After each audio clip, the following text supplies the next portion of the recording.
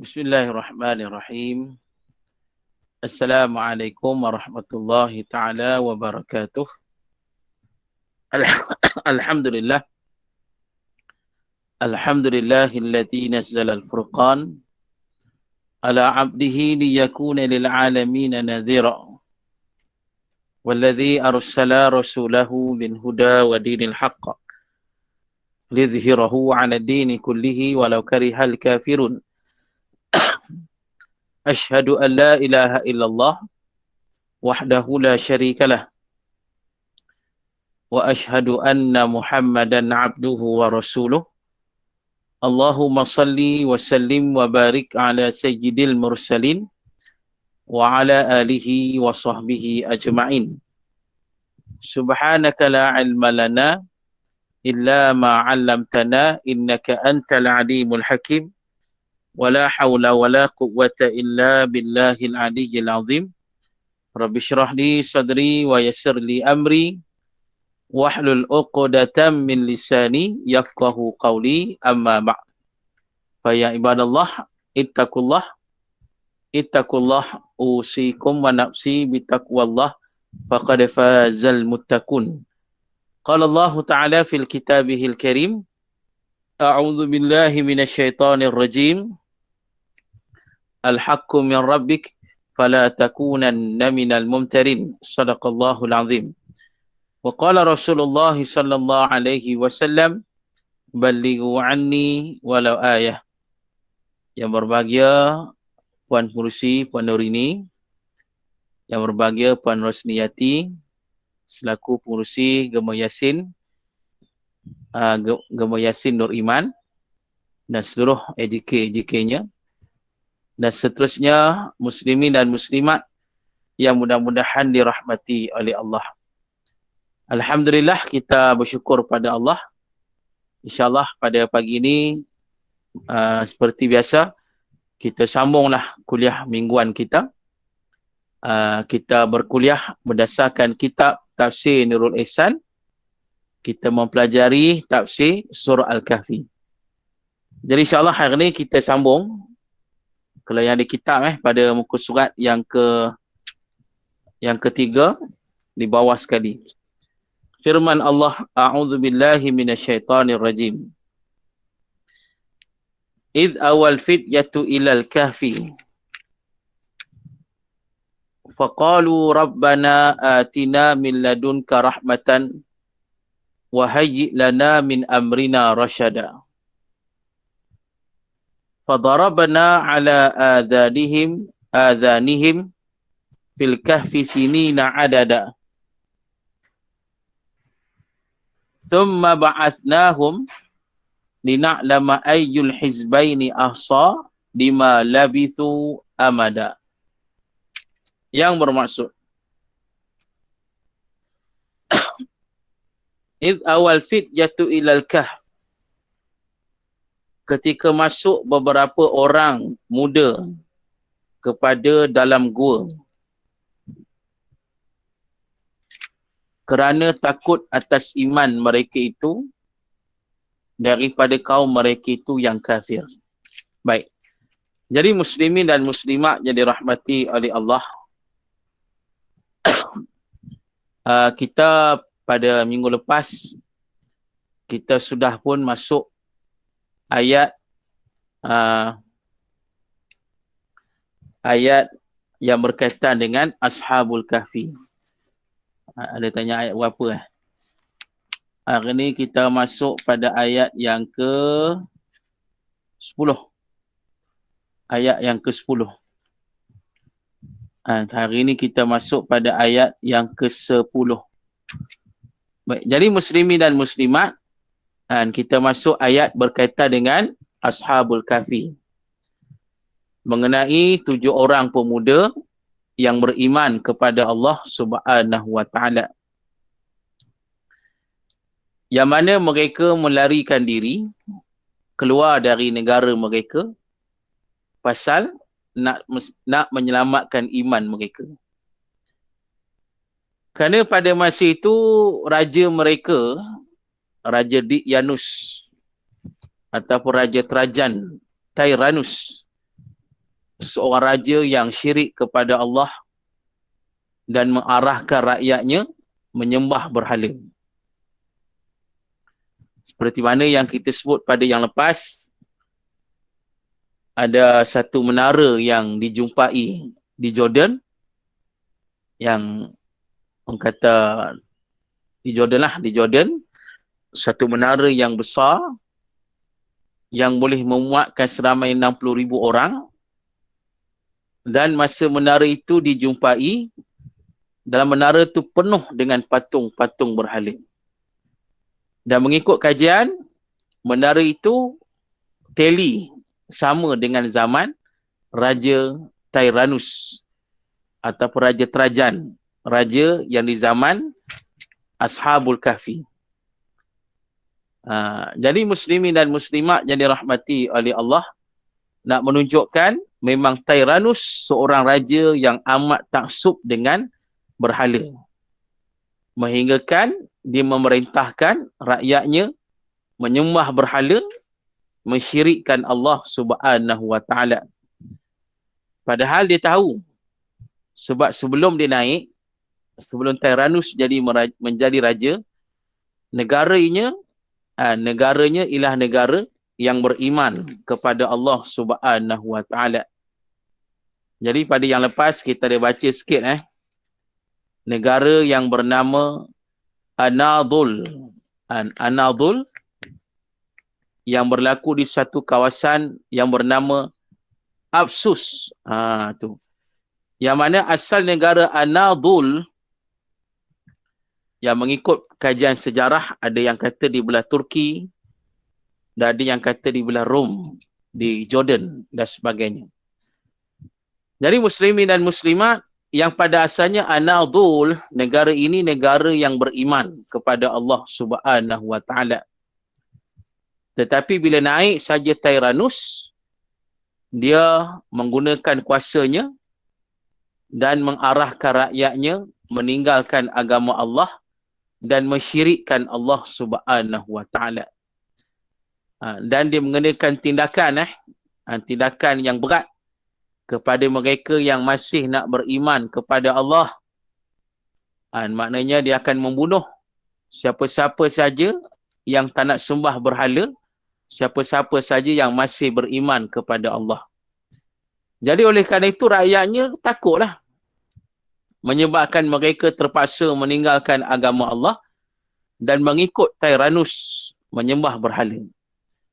Dan sebenarnya ada daripada sebahagian mereka masih beriman kepada Allah, tapi mereka terpaksa sembunyikan iman sebab nak menyelamatkan diri. Jadi mengikut riwayatnya, di antara manusia yang beriman itu, yang sembunyikan keimanan adalah pegawai-pegawai istana. Pegawai-pegawai istana di antara orang yang masih beriman pada Allah. Mereka ni dekat dengan Raja Tyrannus, tapi mereka beriman pada Allah. Dan Tyrannus tak tahu mereka beriman, pasal mereka menyembunyikan iman mereka. Dan mengikut riwayatnya, mereka inilah, pegawai-pegawai penjara inilah yang menulis kisah Ashabul Kahfi yang berlaku di zaman mereka.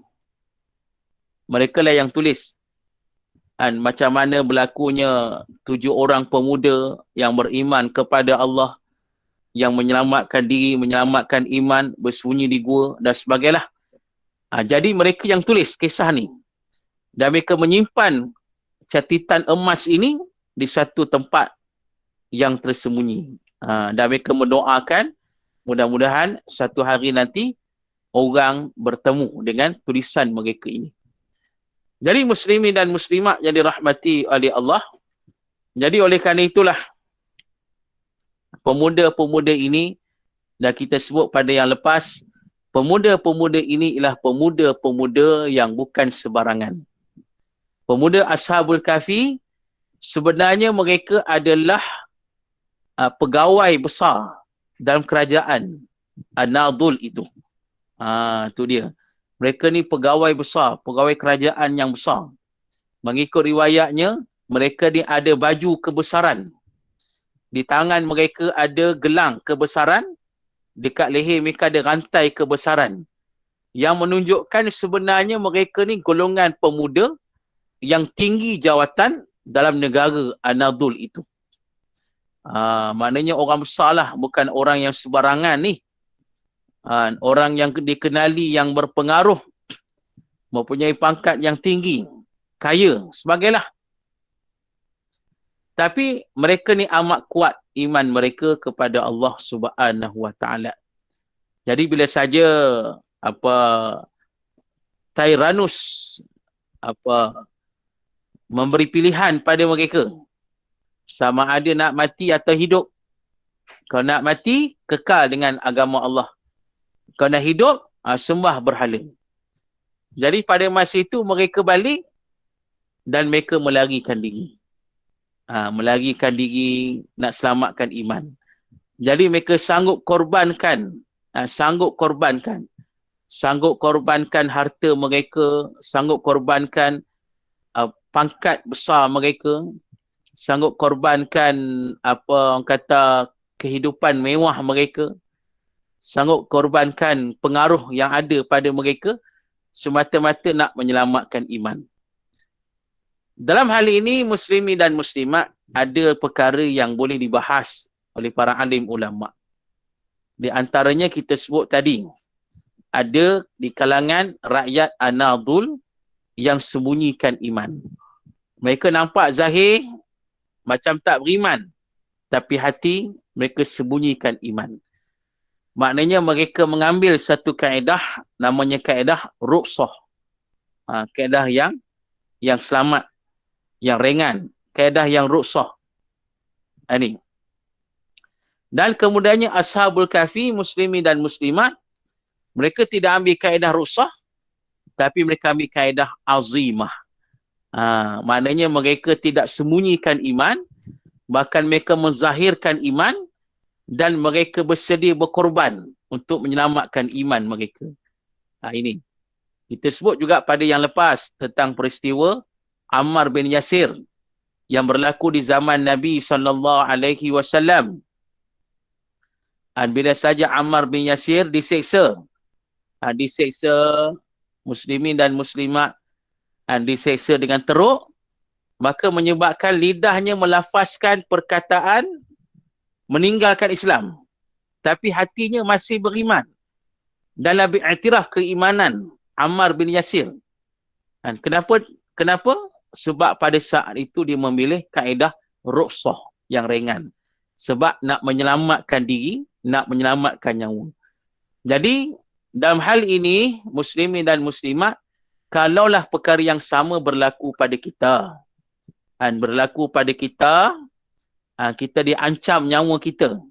Jadi pada masa itu, kita nak selamatkan nyawa, kita boleh pilih kaedah ruqsah tadi. Kaedah yang ringan. Memang lidah kita berkata macam tu, tapi hati kita masih beriman, masih betul iman kita, masih betul akidah kita. Tujuan kita nak selamatkan nyawa. Ataupun boleh pilih azimah terus. Azimah ni kira hebat lah. Maknanya bila pilih azimah ni, muslimin dan muslimat, maknanya dia tak kisah. Bila dia kata dengan iman yang kuat, dizahirkan dengan lidah dia, dengan cukup tegas, dan ditahu, akhirnya dia akan mati, ditahu.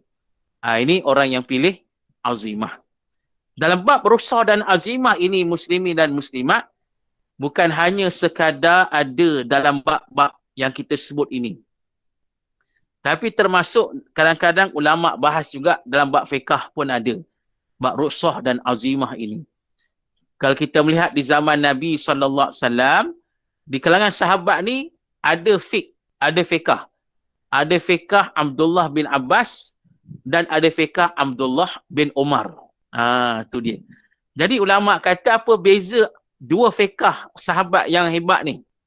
Adapun fiqh Abdullah bin Abbas lebih ringan, ruqsah. Dan adapun fiqh Abdullah bin Umar lebih berat ataupun azimah. Tu dia. Mengikut riwayatnya, macam contoh, bila saja mengambil wuduk, nak solat mengambil wuduk. Jadi Abdullah bin Abbas fiqhnya ringan, Ambil wuduk macam biasa, macam kita ambil lah. Sapu muka biasa gitulah. Tu dia. Tetapi, kalau dari segi fiqh Abdullah bin Umar, dengan fiqh azimah yang berat dia bila ambil wuduk, dia akan tenyih biji mata. Dia akan tenyih sampai merah. Tu dia.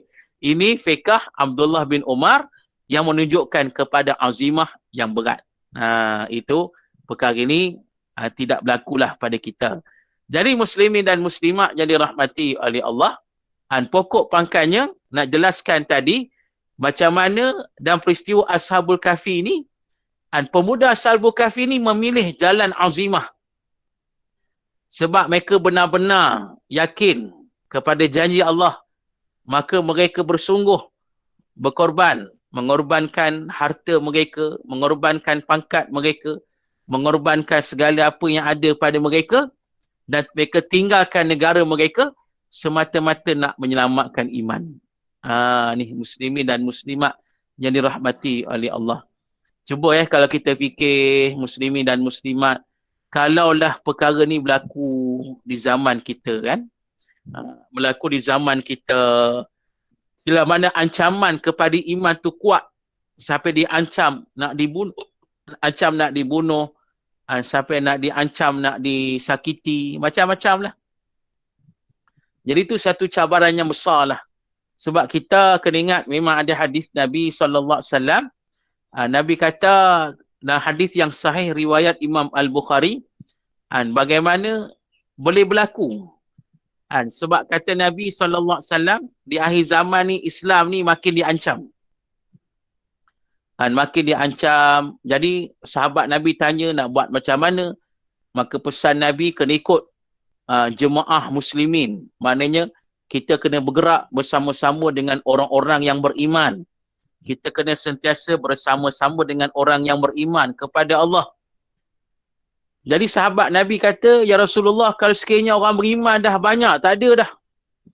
Dah tak ada yang kata jemaah orang-orang beriman dah ramai, tak ada. Nak buat macam mana? Maka kata Nabi SAW, kalau dah berlaku macam tu, maka lebih baik lari ke mana-mana hutan. Nabi kata gitu.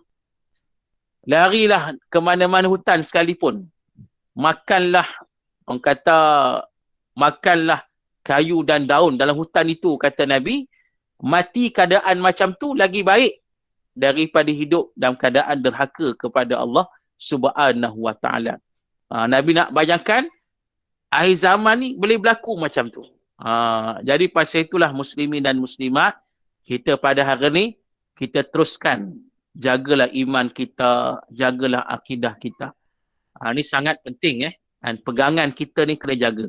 Sebab kita ingat di akhir zaman ni Nabi dah kata, bada al-Islam ghariba wa sayaudu kama bada'a ghariba fatuba lil ghurbai. Kata Nabi SAW, permulaan Islam itu datang dalam keadaan dagang. Dagang bagi manusia. Dan Islam itu akan kembali menjadi dagang. Maknanya Nabi nak sebut, mula-mula Islam disebarkan, orang tengok Islam ni pelik, ganjil, dagang. Lepas tu Islam pun makin hebat, berjaya sampai hari ni. Tetapi Nabi kata, Islam itu akan kembali menjadi dagang. Mana manusia akan kembali pada hari ini melihat Islam itu ganjil, pelik, dagang dan sebagainya. Maka Nabi pesan, fatuba lil ghurbai.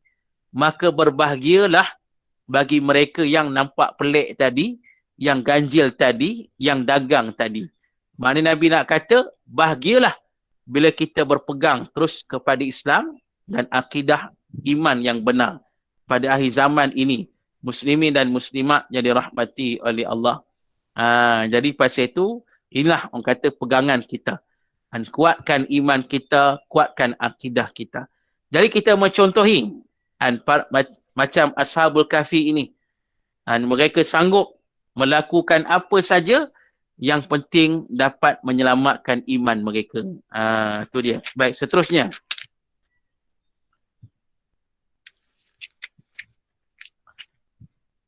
Waqalu Rabbana atina min ladunka rahmatan wa hayyi' lana min amrina rasyada. Maka mereka itu berdoa, hai Tuhan kami, datangkan kami daripada sisi engkau itu rahmat, dan sedia olehmu kebaikan maslihah bagi kami daripada kerajaan kami ini, hidayah jalan yang betul. Ni dia. Muslimin dan muslimat yang dirahmati oleh Allah. Bagaimana kata Allah, pemuda Ashabul Kahfi ini, mereka berdoa kepada Allah Ta'ala. Dan doa ini Allah rakamkan di dalam Al-Quran ini. Maksudnya doa ini satu doa yang besar, satu doa yang hebat, dan doa yang boleh kita amalkan. Amalkanlah doa ni. Inilah doa Ashabul Kahfi yang termaktub di dalam Al-Quran. Muslimin dan muslimat yang dirahmati oleh Allah. Yang termaktub di dalam Al-Quran. Ini doa Ashabul Kahfi. Itu doa yang berbunyi, Rabbana atina min ladunka rahmatan wa hayyi' lana min amrina rasyada. Boleh baca doa tu. Baca, kita amalkan. Sebab doa ni hebat Dengan sebab doa inilah Allah Ta'ala selamatkan mereka. Tu. Rabbana atina min ladunka rahmatan wa hayyi' lana min amrina rasyada. Wahai Tuhan kami, berikanlah kerahmatan kepada kami dari sisimu. Dan sempurnakanlah bagi kami petunjuk yang lurus di dalam urusan kami ini. Maknanya muslimin dan muslimat yang dirahmati oleh Allah. Dalam doa ni kita minta kepada Allah Ta'ala. Yang pertama, Allah berikanlah kerahmatan kepada kita. Rabbana atina min ladunka rahmatan. Ya Allah, berikanlah rahmat kepada kami dari sisimu. Kita mohon rahmat daripada Allah Subhanahu wa Ta'ala. Ini sangat penting. Pasal muslimin dan muslimat yang dirahmati oleh Allah, dengan kerahmatan Allah, kita akan selamat dunia akhirat. Kita hari ini nak hidup dengan rahmat Allah. Kita lah hidup dengan rahmat Allah. Dan hidup dengan rahmat Allah. Kita masa nak mati dengan rahmat Allah. Kemudiannya kita masuk kubur dengan rahmat Allah. Berada dalam kubur pun dengan rahmat Allah. Kemudian bangkit di akhirat dengan rahmat Allah. Sedang berada di akhirat dengan rahmat Allah. Dan akhirnya dengan rahmat Allah kita masuk syurga. InsyaAllah amin. Jadi kita nak. Jadi pasal itu kita minta pada Allah. Allah berikan kerahmatan kepada kita.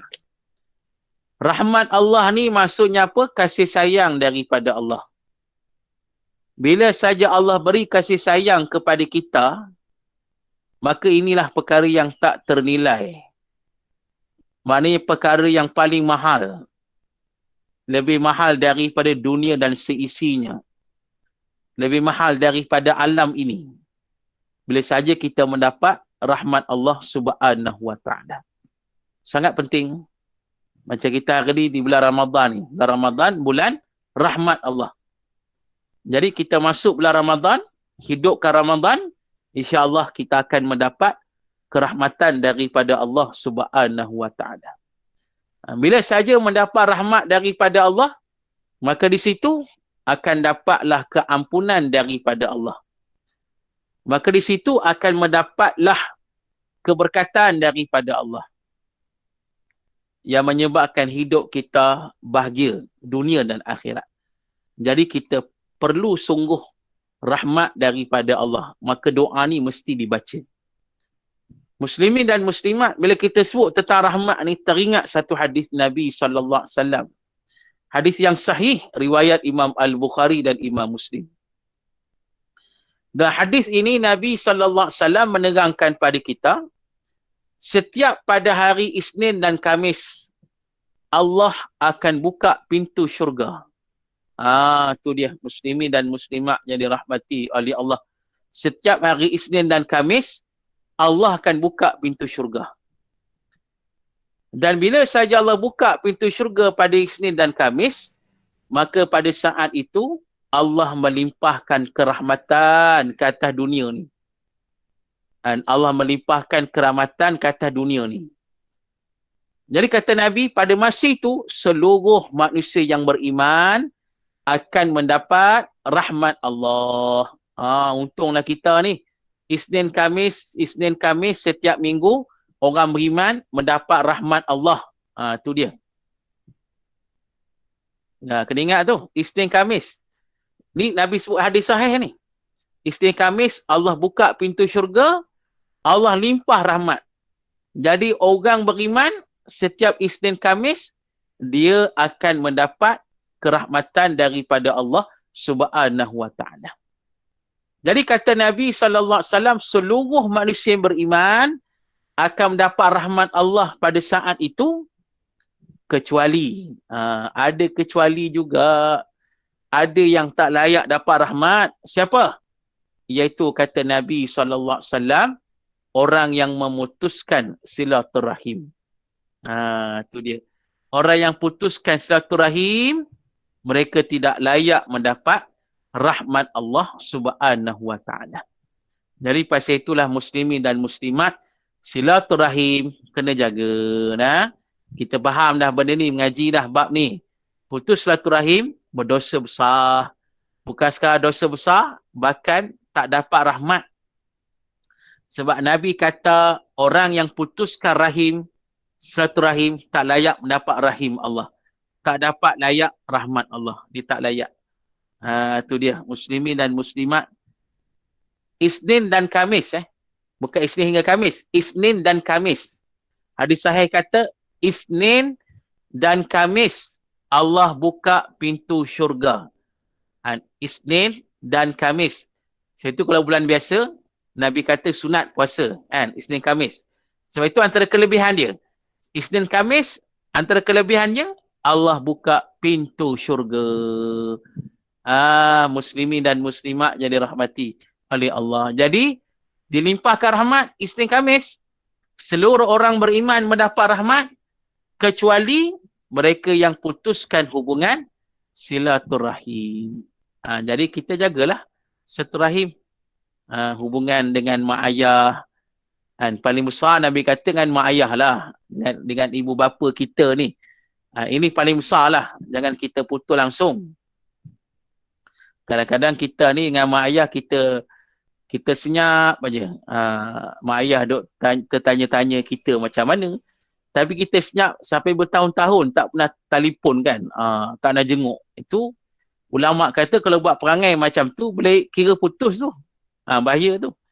Dan kadang-kadang ni putus silaturahim ni melibatkan adik-beradik. Adik-beradik. Masa kecil-kecil kita dirapat. Bila dah besar, dah masing-masing dah kahwin, pada masa itu masing-masing ada sensitif dia. Tu dia. Kadang-kadang anak ni buat hal, bergaduh anak, mak bapak sekali pun bergaduh. Tu. Adik-beradik bergaduh lah. Bergaduh. Akhirnya berpecah adik-beradik. Sebab sensitif belaka kan. Muslimin dan muslimat. Ini masalah kita hari ni. Jadi maknanya kena jagalah tuan-tuan. Apa tadi soalan? Sekejap. Saya terlepas pandang di soalan tadi. Sekejap lah. Ustaz, saya baru masuk Isnin Khamis dalam bulan puasa saja. Bukan. Isnin Khamis tu sentiasa. Sentiasa. Isnin Khamis sentiasa. Ramadan confirm. Ramadan ni kira masuk Ramadan dah rahmat dah. Tapi bulan biasa pun Isnin Khamis tu Allah buka juga pintu syurga. Tu lebihnya. Kelebihan Isnin dan Khamis. Sebenarnya muslimin dan muslimat. Tu yang Nabi sunatkan puasa sunat pada bulan biasa. Pasal di situ ada kelebihan yang besar. Antaranya dibuka pintu syurga, dikurniakan kerahmatan Allah pada setiap manusia yang beriman, kecuali orang yang putuskan hubungan silaturahim. Jadi bagi pereloklah hubungan kita ni Lebih lagi di bulan Ramadan ni kan, bagi elok. Sebab muslimin dan muslimat kena ingat Nabi kata dah hadis sahih Muslim, putus silaturahim ni bukan sekadar dosa besar. Bukan sekadar rahmat tak dapat. Bahkan pada waktu yang sama, boleh menyebabkan doa kita tidak dikabulkan oleh Allah. Na'udzubillah. Muslimin dan muslimat jadi rahmati oleh Allah. Sampai tahap itulah. Bila kita putus hubungan kekeluargaan, silaturahim, boleh menyebabkan doa kita tidak dikabulkan oleh Allah. Beratlah tu. Jadi, bagi perelok hubungan adik-beradik, saudara mara, insya-Allah. Baik, kembali pada dalam doa itu. Jadi diminta pada Allah, Rabbana atina min ladunka rahmatan. Kita minta Allah kurniakan rahmat Allah kepada kita. Minta rahmat ni sangat besar. Kemudian wahayyi lana min amrina rasyada. Dan sempurnakanlah bagi kami ya Allah petunjuk yang lurus dalam urusan kami ini ya Allah. Tu dia. Maknanya muslimin dan muslimat jadi rahmati oleh Allah. Kita mohon pada Allah Ta'ala supaya Allah sempurnakan bagi kita petunjuk yang benar, yang lurus. Dalam urusan kita. Dalam urusan kita. Kalau ikut Ashabul Kahfi ni, urusan mereka nak selamatkan iman lah.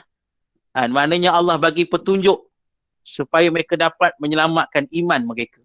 Jadi macam itulah kita.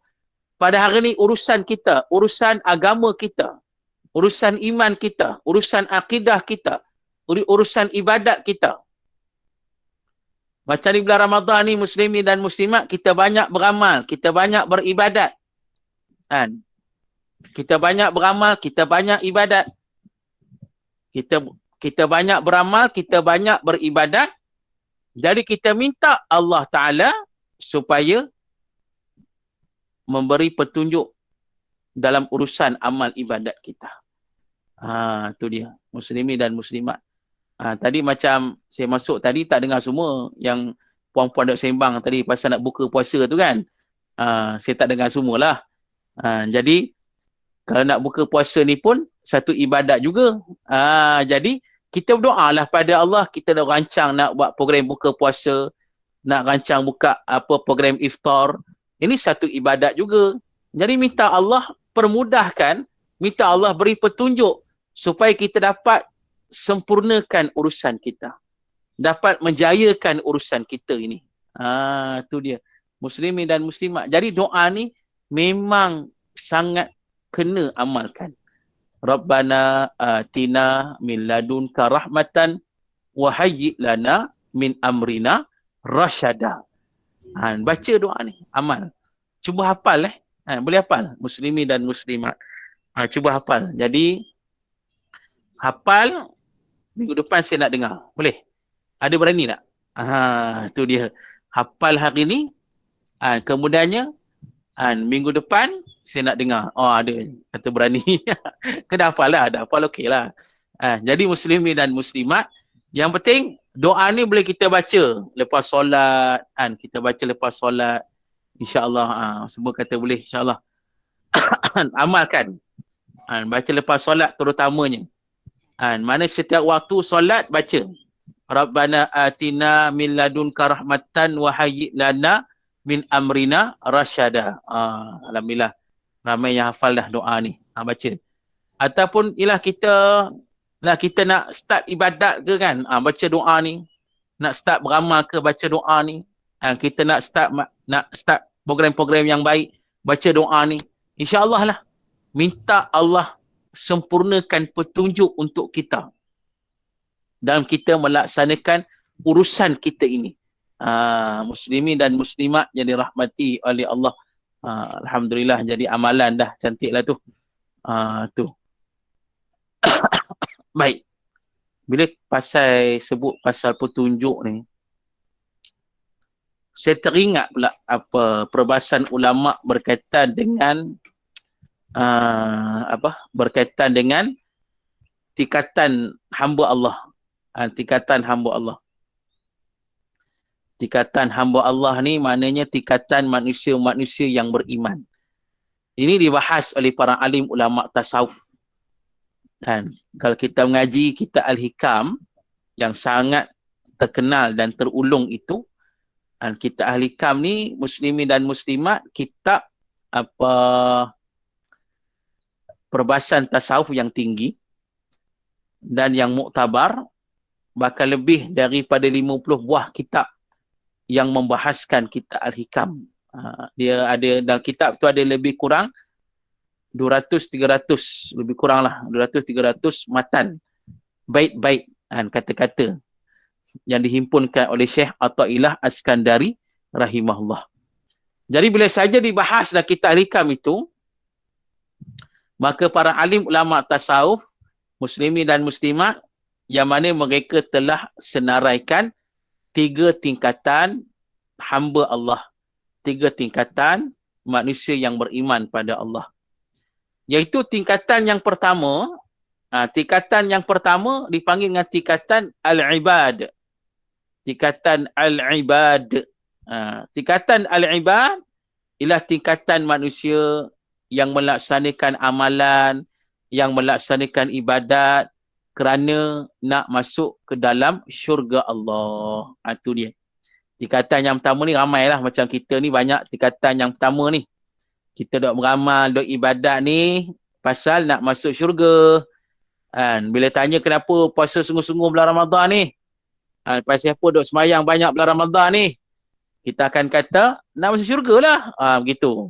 Jadi muslimin dan muslimat, ini tingkatan orang beriman. Boleh kita dok niat macam tu pasal itulah yang dijanjikan oleh Allah dan Rasul sallallahu alaihi wasallam. Bukankah Allah Ta'ala berfirman, wa basyiril ladzina amanu wa amilus solihat anna lahum jannat. Berilah kabar gembira kepada manusia yang beriman dan beramal saleh, sesungguhnya bagi mereka syurga Allah. Ini janji Allah, muslimin dan muslimat. Jadi tak salah, memang kita beramal, kita beribadat, kita laksanakan kerana Allah. Itu niat kita sungguh. Tapi waktu yang sama kita nak yang Allah janjikan tu, iaitu syurga. Jadi tak salah kita berada pada tingkatan ini. Itu yang pertama. Tingkatan yang kedua, itulah tingkatan Al-Muridin. Tingkatan Al-Muridin. Jadi muslimin dan muslimat, tingkatan Al-Muridin ialah mereka yang melaksanakan amalan, ibadat, yang mana mereka mengharapkan petunjuk, hidayah, bimbingan, panduan daripada Allah. Ini yang kita sebut tadi. Maknanya mereka dok beramal, mereka dok beribadat, mereka buat yang Allah suruh ni, pada waktu yang sama mereka mengharapkan petunjuk, bimbingan, panduan daripada Allah Subhanahu wa taala. Sebab muslimin dan muslimat yang dirahmati oleh Allah, nak jelaskan pada kita, dan kita dok beramal ni penting sangat bimbingan daripada Allah. Dan kita dok ibadat ni penting sangat bimbingan daripada Allah Subhanahu wa taala, muslimin dan muslimat. Sebab kadang-kadang kalau kita dok beramal, takut Allah tak bimbing kita, kita boleh jadi orang kata terpesong. Jadi sesat. Macam ada setengah orang lah nak beramal tapi beramal dia tak betul. Dok pilih jalan yang tak betul. Dan akhirnya dia jadi sesat. Muslimin dan muslimat. Ada orang macam tu kan. Bila dia memang nak beramal, dia nak beribadat, tapi masalah dipilih jalan tak betul. Dengan cara semayangnya tak betul, cara zikirnya tak betul, cara amalannya tak betul, bahkan pegangan akidah pun tak betul. Tu. Bila jadi macam tu, maka dia sesatlah. Dia sesat, muslimin dan muslimat. Jadi pasal itu kita minta pada Allah supaya Allah sentiasa memberikan bimbingan, panduan, hidayah kepada kita. Ini tingkatan yang kedua. Dan tingkatan yang ketiga, kata ulama, ialah tingkatan Al-Arifin. Ini merupakan tingkatan yang tertinggi. Inilah tingkatan yang ada pada para sahabat Nabi, para salafus salih, iaitu golongan manusia yang melaksanakan apa saja Daripada sekecil perkara sampai sebesar perkara, mereka buat semuanya adalah kerana Allah Subhanahu wa taala. Itu apa saja.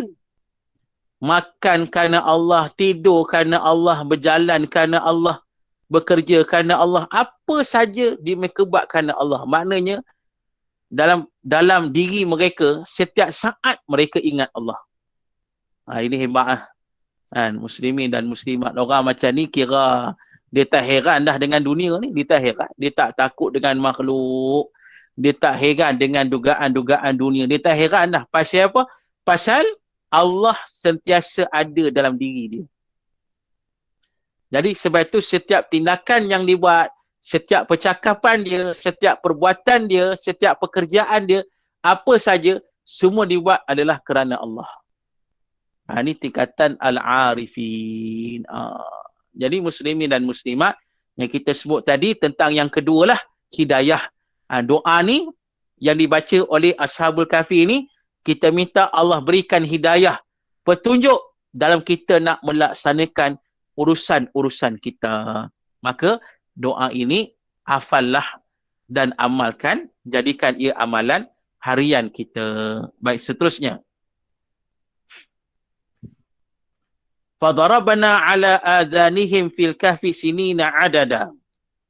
Maka kami jadi tutup atas segala telinga mereka itu daripada mendengar pada dalam gua mereka itu beberapa tahun yang berbilangan 309 tahun bulan kami lenakan mereka itu dalam gua ni. Jadi Allah jelaskan, Allah Ta'ala tutup telinga mereka dalam gua ni. Dan mereka berada dalam gua ni beberapa tahun. Sinina adada. Maknanya berapa tahun. Jadi muslimin dan muslimat, ini yang kita baca ni, kita nak kata macam mana yang kita baca ni, muslimin dan muslimat, dia sebagai intro atau intro. Dia tak masuk lagi cerita Ashabul Kahfi ni, tak masuk lagi. Cerita betul tak masuk lagi. Cerita detail dia, cerita orang kata yang terperinci tak masuk lagi. Mana yang kita baca ni, Allah cerita dia punya, orang kata apa, dia punya abstrak kan. Kalau kita tulis tesis kan, ada abstrak kan, abstrak ataupun sebagai mukadimah ataupun kandungan umum terlebih dahulu. Begitulah. Jadi maknanya kita tak masuk lagi ni, cerita dia, cerita yang terperinci, belum masuk. Jadi muslimin dan muslimat, jadi Allah sebutlah permulaan ni. Allah kata mereka ni masuk gua. Mereka ni masuk gua, kemudian Allah tutup telinga mereka.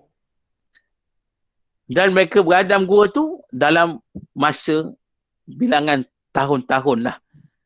Dan yang kata bilangan tahun-tahun tu selama 309 tahun. Lama lah muslimin dan muslimat.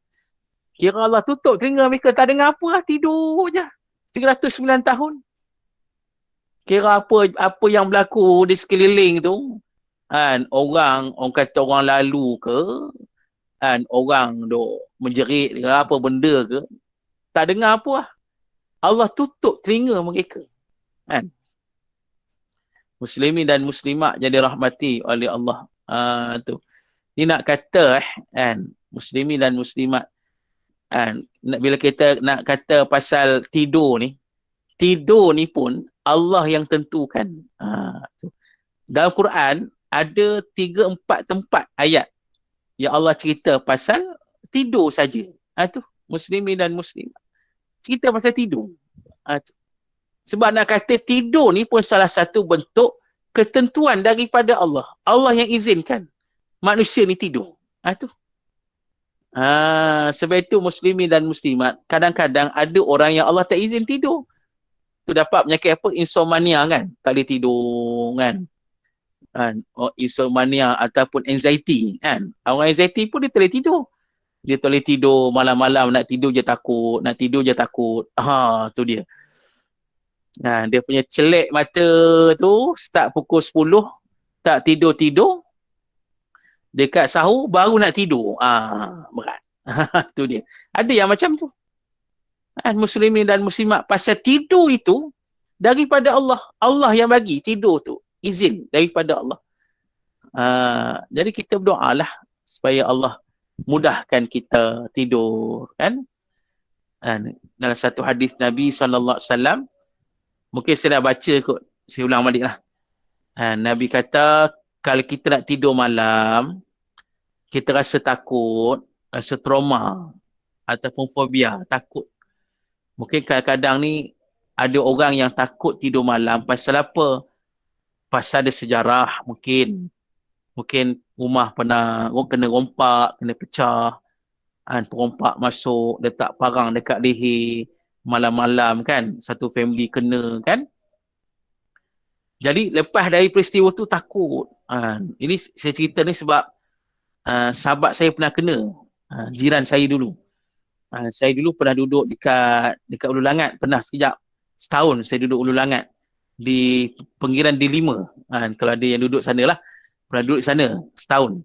Jadi jiran saya di belakang rumah pernah kena macam tu. Di 3-4 pagi, perompak masuk dalam rumah, ikat satu family, letak parang kat leher. Tu dia. Bayangkan. Jadi muslimin dan muslimat, lepas dari peristiwa tu, sahabat saya cerita, dia kata, Ustaz, kami setiap malam takut. Tu trauma, takut. Kalau dengar bunyi jalan kat luar tu, dengar bunyi sikit, dah fikir macam-macam dah, takut. Ni. Nabi kata, kalau kita rasa takut, nak tidur malam, bacalah satu doa. Doa yang berbunyi, A'udzu bikalimatillahi tammati min ghadabihi wa iqabihi wa syarri ibadihi wa min hamazatis syayatin. Boleh baca doa ni. A'udzu bikalimatillahi tammati min ghadabihi wa iqabihi wa syarri ibadihi wa min hamazatis syayatin. A'udzu bikalimatillahi tammati min ghadabihi wa iqabihi wa syarri ibadihi wa min hamazatis syayatin. Boleh bacalah doa ni, boleh ingat kan saya sebut. Kita ulang 3 kali ni boleh ingatlah kot, insya-Allah.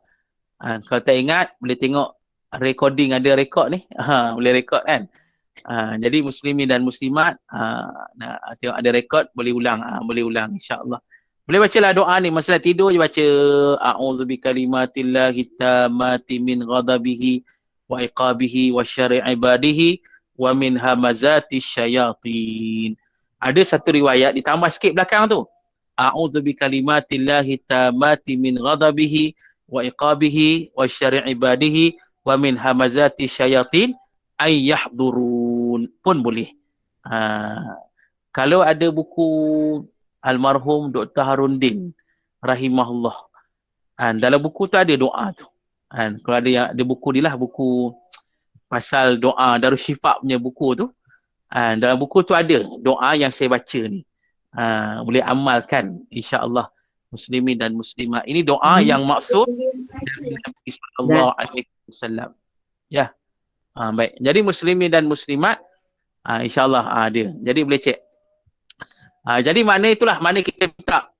Kita minta Allah lindung kita min ghadabihi, dari murka Allah, daripada azab sesaan Allah, daripada kejahatan-kejahatan makhluk, dan daripada godaan hasutan syaitan yang dilaknat.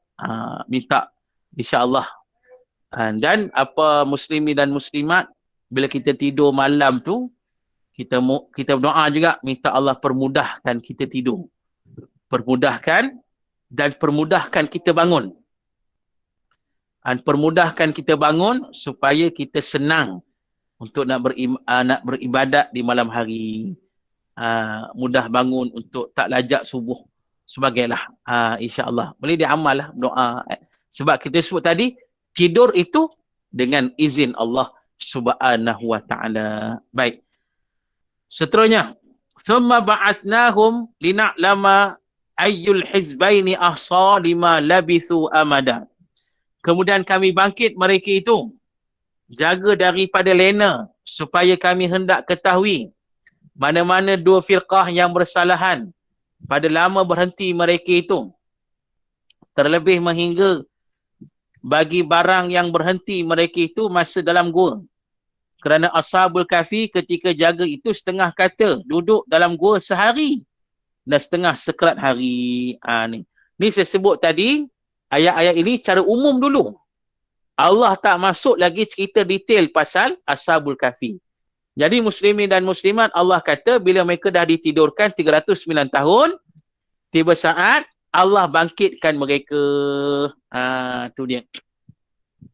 Allah bangkitkan mereka daripada tidur itu.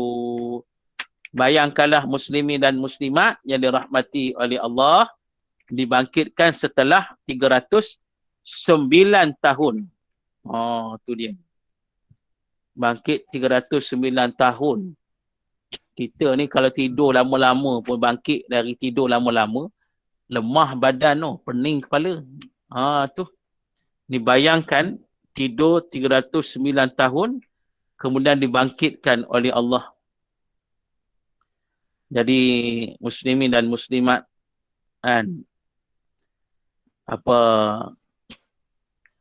bila dibangkitkan oleh Allah ni, nak kata Allah pelihara mereka. Mereka boleh berbincang-bincang pula, kita ni tidur berapa hari, berapa lama sebenarnya. Tertanya-tanya. Ada yang kata sehari, ada yang kata setengah hari je. Itu yang mereka rasa. Mana tak rasalah macam kita rasa ni, rasa lemah badan, rasa letih, rasa pening. Tak ada. Yang mereka dah fikir, mereka rasa mungkin mereka tidur ni sehari atau setengah hari saja. Tu nak kata Allah pelihara mereka. Muslimin dan muslimat yang dirahmati oleh Allah. Sebab itu tuan-tuan, muslimin dan muslimat, masa kita tidur tu, boleh minta ya Allah, cukupkan rehat ini untuk aku. Cukupkan tidur ini untuk aku. Maksudnya apa? Kita tidur berapa jam, cukup untuk kita. Bangunnya segar. Tu dia. Minta macam tu pada Allah. Kadang-kadang bulan Ramadan ni tengok bulan Ramadan ni kita balik lambat-lambat kan. Kita pergi tarawih masjid, ada tadarus pula, macam-macam kan. Kadang-kadang tidur pukul 12 malam. Tidur pukul 12 malam, pukul 1 pagi. Pukul 4:30 tu nak kena bangun dah, nak sahur. Pukul 5 pagi nak sahur dah. Jadi kita minta pada Allah, walaupun kita tidur ni 3-4 jam saja, kita minta Allah cukupkan tidur kita tu, cukupkan rehat kita tu. Supaya kita bangun ni jadi segar. Jadi sihat, jadi cergas. Boleh kita bertenaga untuk beramal dan beribadat. InsyaAllah. Itu dah di antaranya sebagai satu mukadimah daripada Allah tentang cerita Ashabul Kahfi. InsyaAllah minggu depan ni kita baru masuk cerita detail Ashabul Kahfi. InsyaAllah kita akan baca dan hurai pada kuliah kita minggu depan, insyaAllah. Jadi muslimin dan muslimat, jika ada persoalan, dipersilakan.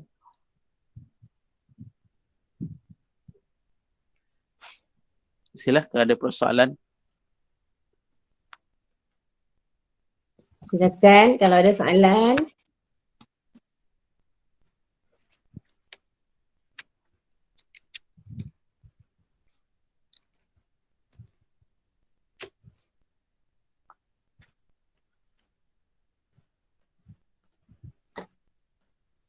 Ada soalan?